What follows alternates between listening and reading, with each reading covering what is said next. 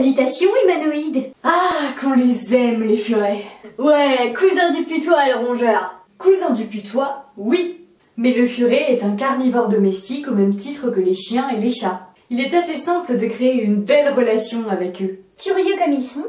Ils adorent explorer, fuiner un petit peu partout, et pour une vie en totale liberté, des aménagements sont à mettre en place. Les bêtises sont fréquentes et de nombreux objets sont à proscrire. Canapé, télécommande, rideaux, matelas, coussins, câbles, poubelles, cosmétiques, savon. Ils peuvent se coincer dans les tiroirs, les baignoires, renverser le contenu des étagères, petits désagréments qui ne justifient pas une vie en cage. Comme pour tout NAC, elle doit servir uniquement de chambre.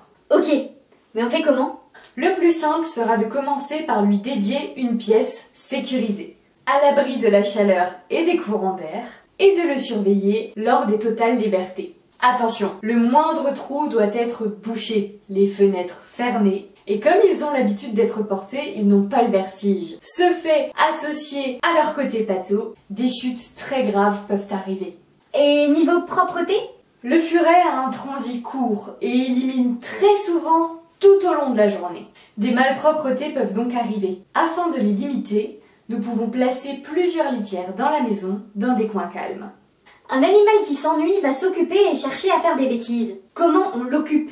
Nous pouvons lui proposer des tentes à balles, des jouets d'éveil pour bébé, ou un carton rempli de polystyrène par exemple. Ils adorent tout vider. Un autre aspect important de la vie du furet, Le sommeil! ils dorment énormément, entre 16 à 18 heures par jour. Ils se mettent dans un état de semi-hibernation pendant lequel nous pouvons les manipuler sans qu'ils ne s'en rendent compte. Attention, ils aiment se cacher dans les linges. Et faut les sortir? Tous les animaux ont besoin d'air frais, même nous. Nous pouvons alors le sortir soit dans un enclos sécurisé, soit avec un harnais. L'apprentissage du harnais doit être progressif, c'est pas naturel. Le furet est un animal à tendance solitaire, mais il s'adapte très bien à la vie avec d'autres carnivores. Par contre, jamais avec des proies. Les lapins par exemple, c'est quasiment sûr qu'il finira tué. Pour conclure, la vie avec un furet est une superbe expérience si nous lui accordons du temps, des jeux et une belle vie en liberté. Si cette vidéo t'a plu, like, commente et partage pour nous soutenir. Et évidemment, abonnage et la cloche!